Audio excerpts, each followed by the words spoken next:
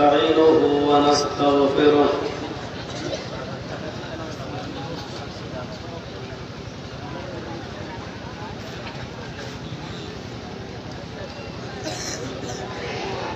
ونعوذ بالله من شرور أنفسنا ومن سيئات أعمالنا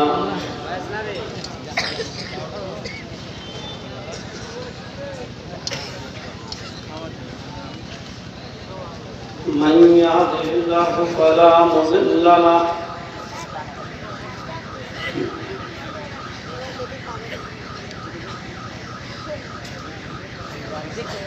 ومن يضلله فلا هادي له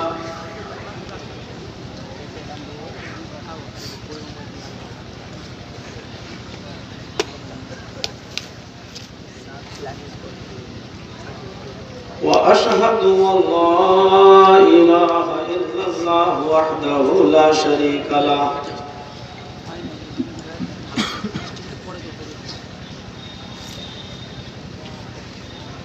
وأشهد أن محمدًا عبده ورسوله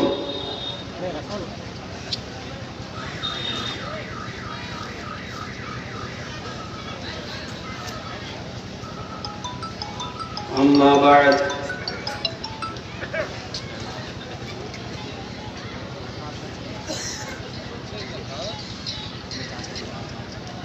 فإن خير الحديث كتاب الله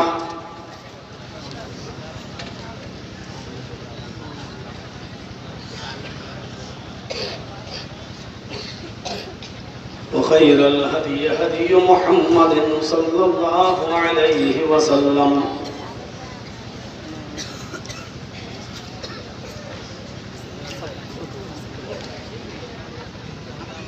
وشر الأمور محدثاتها وكل محدثة بدعة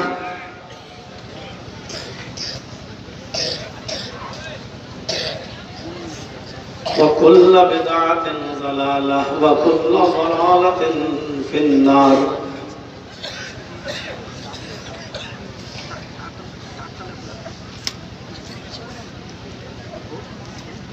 أعوذ بالله من الشيطان الرجيم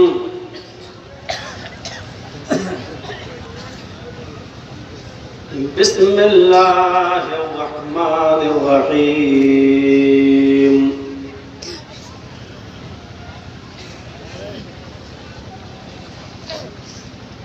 إنما المؤمنون إخوة فأصلحوا بين أخويكم وقال تعالى يا أيها الذين آمنوا اجتنبوا كثيرا من الظن إن بعض الظن إثم ولا تجسسوا ولا يغتب بعضكم بعضا رب اشرح لي صدري ويسر لي أمري واحلل عقدة من لساني يفقهوا قولي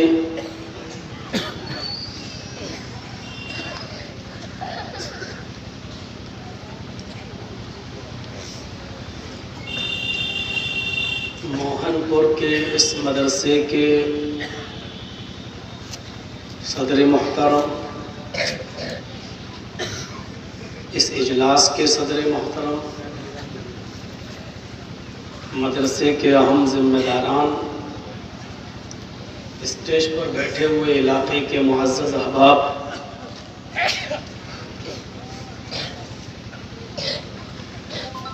موہن پور جھارکھنڈ اور اس کے اطراف و اکناف سے آئے ہوئے سامعین حضرات، پردے میں بیٹھی ہوئی اسلامی خواتین، ماں اور بہنوں،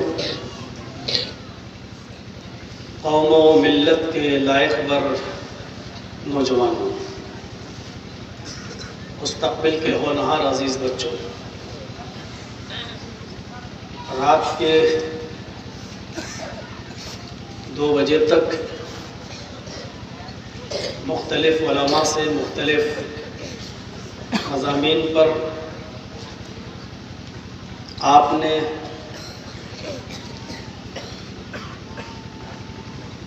بہت ہی خوبصورت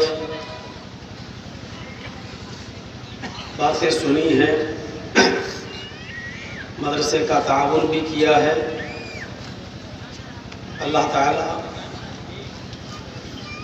سے دعا ہے کہ الہ العالمین جو باتیں کہی جا چکی ہیں اور اب کہی جا رہی ہیں، کہنے والوں کو بھی اور سننے والوں کو بھی اس پر عمل کی پوری توفیق عطا فرمائے۔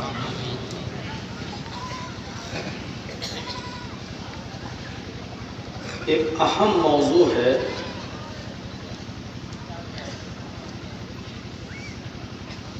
اسلامی بھائی چارہ۔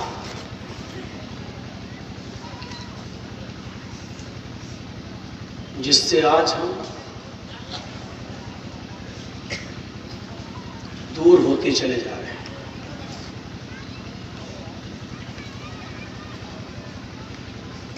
نبی اکرم صلی اللہ علیہ وسلم نے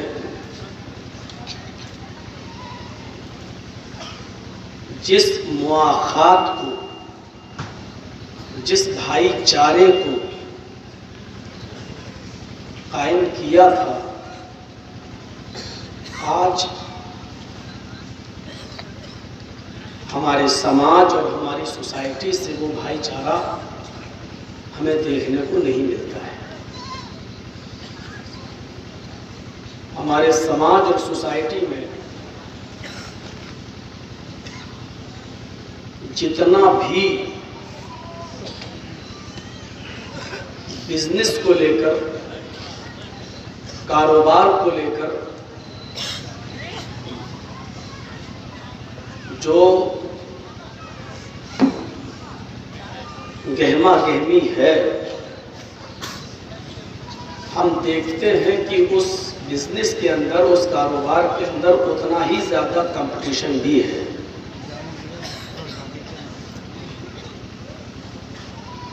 ہم نے دیکھ لیا کہ میرے محلے کے اندر ایک آدمی نے چائے کی دکان کھول لی ہے اور کچھ دنوں کے بعد اس کی دکان اچھی چل رہی ہے، تو ہمیں اب یہ گوارا نہیں ہوتا ہے کہ وہ بیچارہ اپنی اس چائے کی دکان سے جو کما رہا ہے وہ اپنی بیوی بچوں کو سکون سے کھلا سکے۔ جب اس کی دکان تھوڑی سی چلنے لگتی ہے تو ہم اسی کے بغل میں اپنی ایک دکان کھولیں۔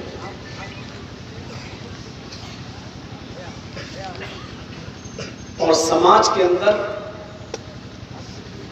بات یہ کہی جاتی ہے کہ وہ اپنی چلا رہا ہے، تم اپنی چلاؤ، اللہ تعالیٰ نے جس کی قسمت میں جو دیا ہوگا وہ اس کو مل جائے گا۔ لیکن یہ نہیں دیکھا جاتا ہے کہ اس نے جو دکان کھولی ہے وہ اپنے بیوی اور بچوں کے پالنے کے لیے نہیں، بلکہ صرف اس لیے کھولی ہے کیونکہ اس کی چل رہی تھی، اس کو میں نقصان پہنچاؤں۔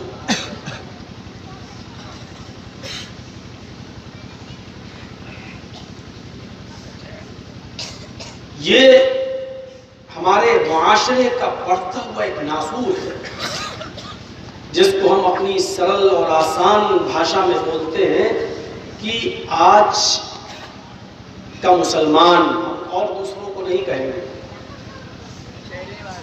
ہم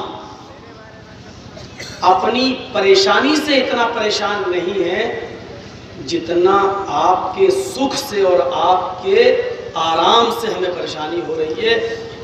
ہم بھوکے مر رہے ہیں، ہمیں اتنی تکلیف نہیں ہے جتنی تکلیف آپ کو کھاتا ہوا دیکھ کر ہمیں ہوئی۔ اور یہ فیکٹ ہے، یہ حقیقت ہے، اس کو تسلیم کرنا ہی پڑے گا۔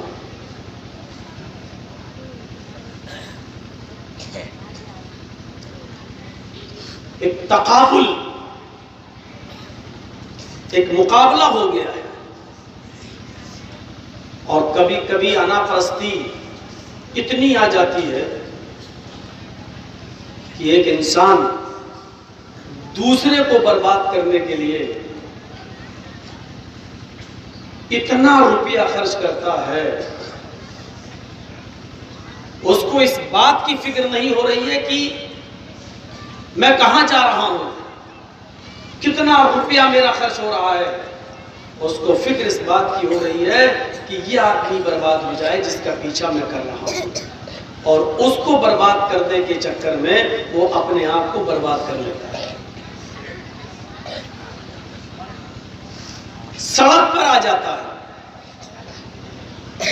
وہ یہ سمجھتا ہے کہ جس کا پیچھا میں کر رہا ہوں اس کو میں برباد کر دوں گا، لیکن وہ یہ نہیں سمجھتا ہے کہ جس کے پیچھے ہم دوڑ رہے ہیں وہ بھاگ رہا ہے، ہم اس کا پیچھا کر رہے ہیں، جتنا وہ تھک رہا ہے اس سے زیادہ ہم بھی تھک رہے ہیں، کیونکہ وہ جس اسپیڈ میں دوڑ رہا ہے اس کو پکڑنے کے لیے ہم اس سے زیادہ اسپیڈ میں دوڑ رہے ہیں۔ وہ اتنا نہیں تھک رہا ہے جتنا اس کو برباد اور اس کو پیچھا کرنے میں ہم اپنی محنت اور اپنی اسپیڈ اور اپنی قوت اور اپنی توانائی اور اپنی انرجی کو ہم برباد کریں۔ ایک مثال دے رہا ہوں، کڑوی ہے لیکن برداشت کرنا پڑے گی۔ ہم اس کتے کی طرح ہو گئے ہیں جس نے زمین پر پڑی ہوئی ایک چھری کو دیکھا اور چھری کھڑی گری تھی، کھڑی، یعنی بکرے کو ذبح کرنے والا حصہ اوپر تھا اور موٹا والا حصہ نیچے تھا، اور وہ زمین کی اوپر کھڑی پڑی تھی اور اس کے اوپر کسی بکری کا یا کسی جانور کا خون لگا ہوا تھا۔ کتے کی نظر اس چھری پر پڑی، کتا خون کو چاٹنے کے لیے اس چھری کے قریب گیا، اپنی لمبی زبان نکالی اور اس نے اس چھری پہ لگے ہوئے خون کو چاٹا۔ لیکن چھری پر لگے ہوئے خون کو جب چاٹ رہا تھا تو کتے کی زبان بھی کٹ گئی۔ بکری کا خون جو چھری پہ لگا تھا وہ تو کتے نے چاٹ لیا، لیکن کتے کی زبان سے نکلا ہوا خون وہ چھری میں لگ گیا۔ کتا یہ سمجھا کہ ابھی اور خون باقی ہے، اس نے پھر دوبارہ اس چھری کو چاٹا، اس کی دوسری جگہ سے زبان کٹ گئی، وہ پھر خون لگ گیا۔ کتے نے سوچا کہ ابھی خون اور باقی ہے، اس نے پھر اس چھری کو چاٹا، خون پھر لگ گیا۔ کتا چاٹتا رہا، خون لگتا رہا، کتے کو یہ نہیں معلوم کہ یہ میری ہی زبان کٹ رہی ہے، میں ہی ہلاکت و بربادی کی طرف جا رہا ہوں۔ وہ چاٹتا رہا، خون لگتا رہا، یہاں تک کہ اس کی پوری زبان کٹ گئی اور وہ خود مر گیا، ہلاک ہو گیا۔ یعنی خون کو چاٹنے کے لیے بکری کا خون سمجھ کر کہ ابھی اور باقی ہے اور باقی ہے، دوسرے کے خون کو چاٹتے چاٹتے اس نے اپنا خون کر لیا، اپنا مرڈر کر لیا، اپنی زبان کو کاٹ لیا، اپنے آپ کو ہلاک و برباد کر لیا، لیکن اس کی پیاس نہیں مٹی جب تک کہ وہ خود برباد نہیں ہو گیا، نہیں مٹ گیا، اس کی آتما کو، اس کے دل کو شانتی نہیں ملی۔ یہی صورتحال آج ہماری سوسائٹی میں ہماری ہے۔ ہم دوسرے کو برباد کرنے کے چکر میں اتنا روپیہ، دولت، شہرت، پرشاسن، پولیس، رشوت، زمین جائیداد کو بیچ سب کچھ کر دیتے ہیں، یہاں تک کہ پتہ چلتا ہے دوسرا برباد ہوا۔ جب یہ خبر ملتی ہے کہ اس کو ہم نے برباد کر دیا، تب تک یہ پتہ چلتا ہے کہ ہماری ساری کی ساری دولت لٹ گئی ہے، برباد ہو چکی ہے۔ اب ہم کو اپنا پرانا مقام پانے میں 20 سال لگ جائیں گے، اتنی تو ہماری زندگی بھی نہیں۔ یہ معاشرے کے اندر بہت تیزی کے ساتھ دور رہا ہے۔ مکے سے ہجرت کر کے جو مدینہ جاتے ہیں، اللہ کے رسول مدینے کے انصاری اور مکے کے مہاجرین کا ہاتھ ملواتے ہیں، ان کے گلے ملواتے ہیں، بھائی چارہ پیدا کراتے ہیں، اور وہ بھائی چارہ کہ جن کے پاس پہننے کو کپڑا نہیں تھا، مدینے کے انصاریوں نے 2 لنگی تھی، ایک لنگی اپنے پاس رکھی اور ایک اپنے بھائی کو. مدینے کے انصاریوں کے پاس 2 مکان تھے، انہوں نے ایک مکان اپنے پاس رکھا اور ایک مکان اپنے بھائی کو دیا. تم مکے سے آئے ہو، ہمیں اللہ کے رسول نے تمہارا ہاتھ پکڑ کر ملوا دیا ہے، تمہیں ہمارا بھائی بنا دیا ہے. جب تم ہمارے بھائی ہو تو اس بھائی کا تقاضا یہ ہے کہ ہمارے پاس 2 باغ ہیں، تم بھی بزنس کرو، باغ میں کھجور کی گٹھلیاں ڈالو اور کھجور کی پیداوار کرو، بزنس کرو. ایک باغ ہم رکھتے ہیں اور اپنا ایک باغ تمہیں دے دیتے ہیں. یہ بھائی چارے کا اثر یہ دکھا تھا جب اللہ کے رسول نے بھائی چارہ پیدا کیا تھا.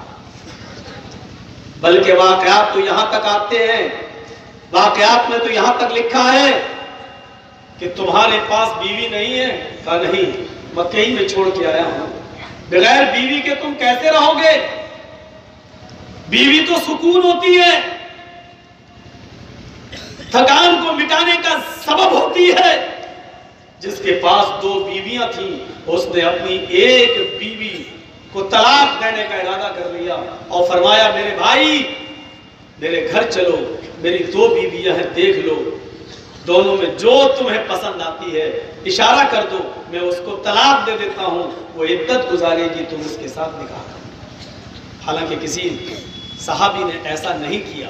انہوں نے کہا نہیں، تم نے اپنی پسند کی شادی کی، بیوی اپنے پاس رکھو، بس سر چھپانے کے لیے جھونپڑی دے دو، بدن ڈھانکنے کے لیے کپڑا دے دو، بزنس کے لیے کوئی کاروبار دے دو. لیکن بھائی چارے کو اس حد تک قائم کیا.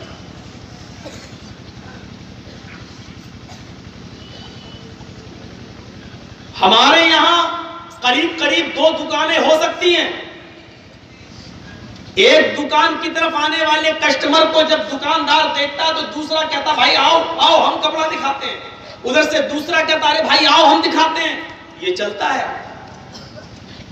2-3 چائے کی دکان ہے، سب لوگ ادھر آؤ، دوسرا کہتا ہے ادھر آؤ. یہ چلتا ہے ہماری سوسائٹی میں، ہمارے سماج میں. لیکن ہمیں ابن قیم کی کتاب صفت الصفہ کے اندر ایک واقعہ ملتا ہے.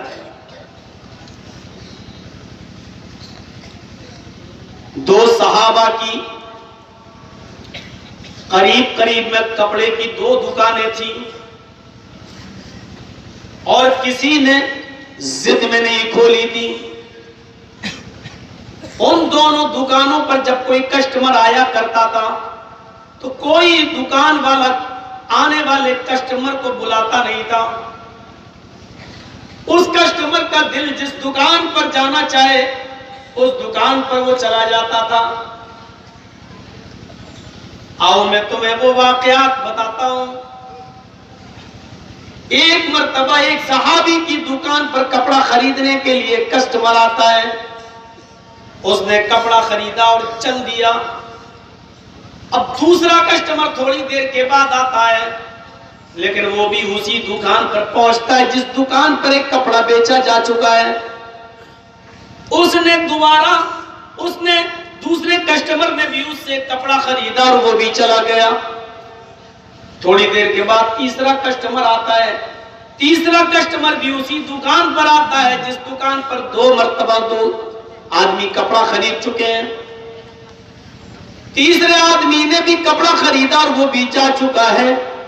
تھوڑی دیر کے بعد چوتھا کسٹمر آتا ہے اور وہ بھی اسی دکان پر جاتا ہے جس دکان سے 3 لوگوں نے کپڑا خرید لیا ہے. کہتا مجھے کپڑا دکھاؤ. 3 کسٹمرز کو کپڑا بیچنے والے صحابی کے دماغ میں ایک بات آتی ہے کہ میری دکان پر 3 کسٹمر آ چکے ہیں صبح سے اب تک، اور میری بکری، میری بزنس، میری تجارت اتنی ہو چکی ہے، میں نے اتنا کما لیا ہے کہ آج شام کا چولہا میرے گھر میں جل جائے گا، میری بیوی اور میرے بچے شام کا کھانا کھا لیں گے. یہ چوتھا کسٹمر آیا ہے. میرے بھائی کی دکان پر ابھی تک ایک بھی کسٹمر نہیں آیا. میرے پڑوسی کی دکان پر ابھی تک ایک بھی کسٹمر نہیں آیا. کیوں نہ اس کسٹمر کو اس کی دکان پر بھیج دیا جائے. اس کی بھی تو بیوی ہے, اس کے بھی تو بچے ہیں, اس کو بھی تو اپنے بچوں کی روزی روٹی کی فکر ہے, اس کو بھی تو چولہا جلانے کی فکر ہے, وہ بھی تو اپنے بچوں کا کفیل ہے, وہ بھی تو ان کو کھانا کھلائے گا. اس صحابی نے اس کسٹمر سے کہہ دیا, چوتھے کسٹمر سے, بھائی جو کپڑا تم میری دکان سے خریدنا چاہتے ہو وہ اب ختم ہو گیا ہے, وہ اب میرے پاس نہیں ہے.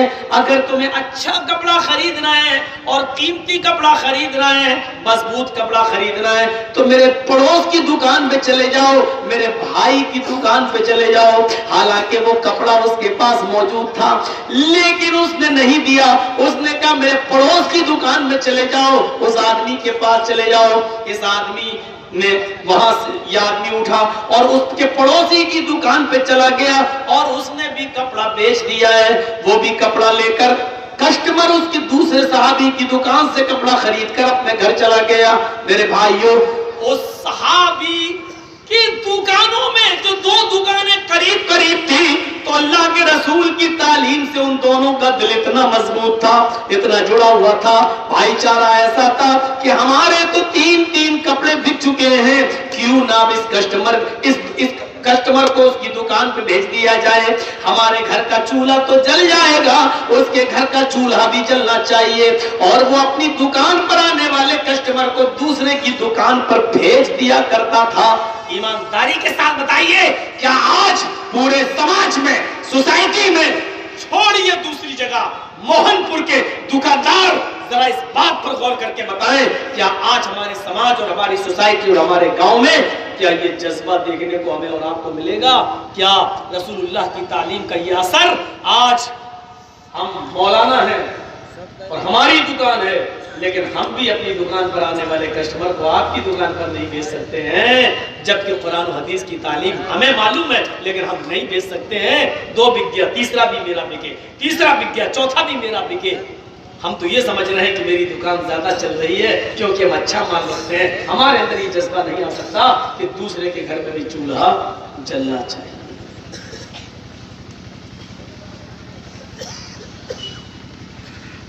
مولانا یہ آج کیا لے کے بیٹھ رہے ہو؟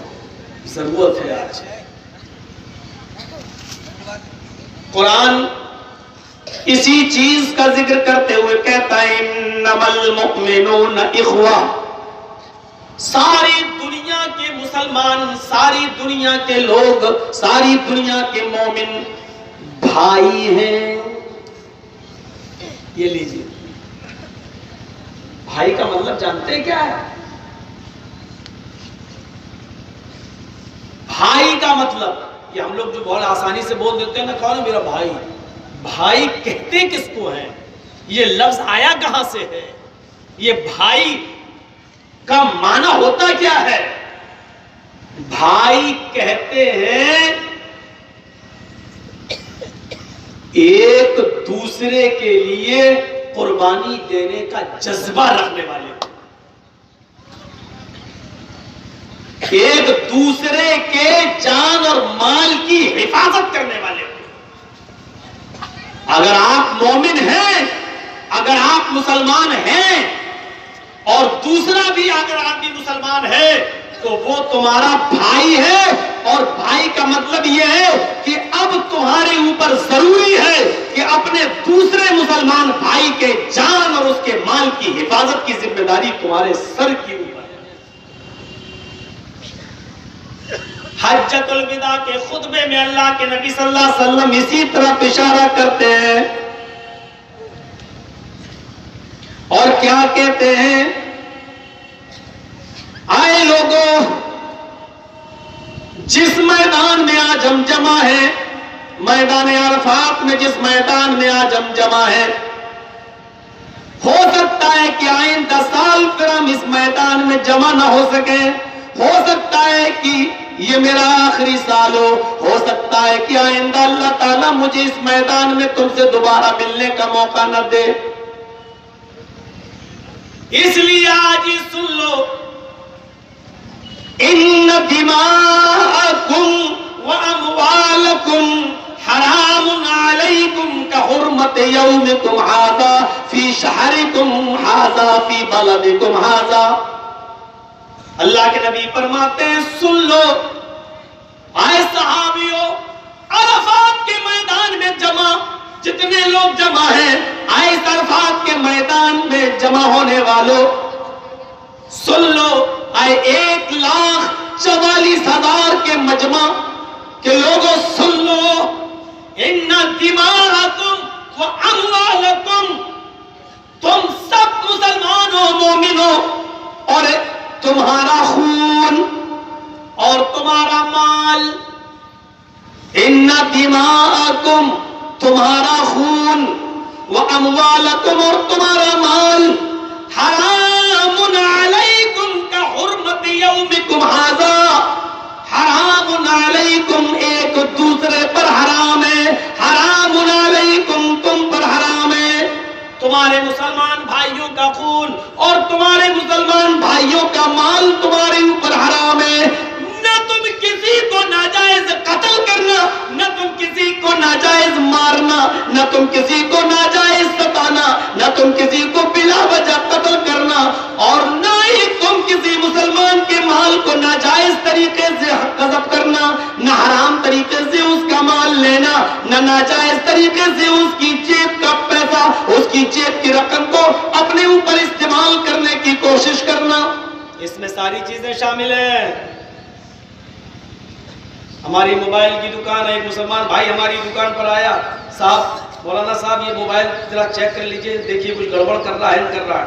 مولانا صاحب ماہر ہیں، موبائل میکینک ہیں، اچھی طریقے سے ادھر ادھر دیکھا، معلوم ہے 100 روپے کی ایک چیز ہے گڑبڑ کر رہی ہے، اور ہم نے اس کو کیا کہہ دیا، اس کی یہ خراب ہے، یہ خراب ہے، یہ خراب ہے، 800 روپے لگیں گے. اس نے کہا تھوڑا بھائی کم بڑھ کر لو، اور ہوتے ہوتے معاملہ 500 پر آ گیا. آپ نے کہا ٹھیک ہے 2 گھنٹے کے بعد لے جانا. آپ کو معلوم ہے کہ 100 روپے کا مال میں 100 روپے کی چیز ڈال کر یہ موبائل صحیح ہو سکتا ہے، لیکن آپ نے اس سے 800 مانگے اور 500 میں طے ہو گیا. یہ معاملہ بھی اموالکم کے اندر ہے، یعنی ایک مسلمان ہو کر تم دوسرے مسلمان کی جیب پر اس طریقے کا ڈاکہ نہیں ڈال سکتے ہو. حرام ہے تمہارے لیے دوسرے مسلمان کے ساتھ ایسا کرنا. اس کا یہ مطلب نہیں کہ غیر مسلموں کے ساتھ ایسا کرنا جائز ہے، یا غیر مسلموں کا میٹر ہی نہیں ہے، کیونکہ ابھی ہم اسلامی بھائی چارہ بتلا رہے ہیں. غیر مسلموں کے تعلق سے تقریر کہیں اور کبھی اور کسی دوسرے موقع پر ہم کریں گے، ان کے ساتھ اسلام نے کیا بتایا ہے. آج ہم یہاں پر صرف مسلمان کے ساتھ یہ بتلا رہے ہیں. اگر آپ اس طریقے سے کسی کے مال پر، کسی کی جیب پر ڈاکہ ڈالتے ہیں تو یہ بھی غلط ہے. ان اموالکم ان دماءکم واموالکم حرام علیکم کحرمت یومکم ھذا. آئے لوگوں جس طریقے سے آج کا دن حرام ہے، حرمت والا، حرام کا مطلب حرمت والا، جس طریقے سے آج کا دن بابرکت ہے، حرمت والا ہے، فی بلدکم ھذا فی شہرکم ھذا، جس طریقے سے تمہارا یہ شہر مکہ حرمت والا ہے، جس طرح تم مکے کی عزت کرتے ہو، جس طرح یہ مہینہ ذی الحجہ کا یہ مہینہ حرمت والا ہے، جس طریقے سے یہ مہینہ ذی الحجہ کا حرمت والا، جس طریقے سے آج کا دن حجۃ الوداع کا دن یہ حرمت والا، جس طرح یہ مکہ قابل عزت، اسی طریقے سے دوسرے مسلمان کی جان بھی عزت والی ہے، اس کا مال بھی عزت والا ہے. تمہارے اوپر ضروری ہے کہ تم اس کے مال کی اور خون کی، اس کی جان کی اور مال کی حفاظت کرو. یہ تمہارے اوپر ضروری ہے. نہ تم کسی کو ناجائز طریقے سے قتل کر سکتے ہو، اور نہ ناجائز طریقے سے تم کسی کا مال ظلمن یا دھوکہ دے کر آپ استعمال نہیں کر سکتے.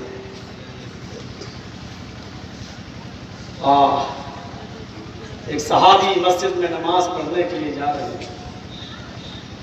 ایک صحابی مسجد کے اندر نماز پڑھنے جا رہے ہیں، اور کچھ تیر ہیں ان کے ہاتھ میں. تیر تو آپ جانتے ہیں آگے سے اس میں نوک لگی ہوتی ہے، کمان میں لگا کے جب چھوڑا جاتا ہے تو وہی تیر مارا جاتا ہے کسی کو. تو تیر میں آگے کا حصہ بڑا نکیلا ہوتا ہے، کھنجر ٹائپ کا ہوتا ہے. تو وہ صحابی تیر گڑمڑ کیے ہوئے تھے، 10-15 تیر ایک رسی میں باندھے ہوئے تو ایسے سے چل رہے تھے، ہاتھ ہلاتے ہوئے. وضو بنا کر جیسی مسجد میں داخل ہوئے اور تیر ایسے لے کے چلے. اللہ کے نبی صلی اللہ علیہ وسلم نے دیکھا، ابو داؤد کے حدیث کی کتاب ابو داؤد کے صفحات پر یہ منظر دیکھا جا سکتا ہے. جیسی وہ تیر کو اللہ کے رسول نے دیکھا، ارے صحابہ کرام تو مسجد میں وضو بنا کے جا رہے ہیں اور یہ ایسے ایسے تیر لے کے چل رہا ہے، کہیں تیر کسی صحابی کو لگ نہ جائے، یہ تیر کسی میرے مسلمان صحابی کے جسم کو زخمی نہ کر دے. تو اللہ کے نبی نے دور سے ہی چیختے ہوئے کہا صحابی سے، اس تیر کو سنبھالو، اس تیر پر کنٹرول کرو، ان کو ایک جگہ رکھ دو، ہاتھ ہلا کر مت چلو، کہیں لا تخدشوا مسلمن، کہیں ایسا نہ ہو کہ تمہارے ہاتھوں کے تیر کا اگلا حصہ کسی مسلمان کو زخمی کر دے.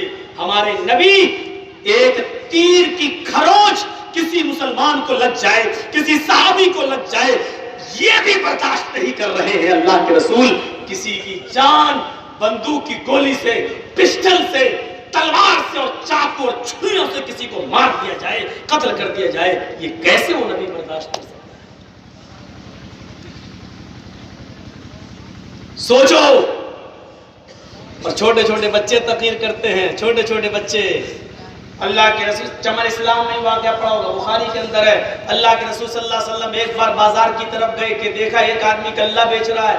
آپ کو کچھ شک ہوا، کچھ ڈاؤٹ ہوا، تو اس نے کیا کیا، اوپر سے تو سوکھا اناج رکھا تھا اور اندر سے سب گیلا تھا، بھیگا ہوا تھا، اور وہ ہاتھ ڈال کے ایسے نکال کے ترازو میں تول کے دیتا تھا تو پانی کا وزن بھی اس میں آ جاتا تھا. تو آپ کو جب ڈاؤٹ ہوا، شک ہوا، تو آپ نے ہاتھ اندر ڈال کے دیکھا تو پورا غلہ اندر سے گیلا تھا. تو آپ نے کہا یہ کیا؟ اللہ کے نبی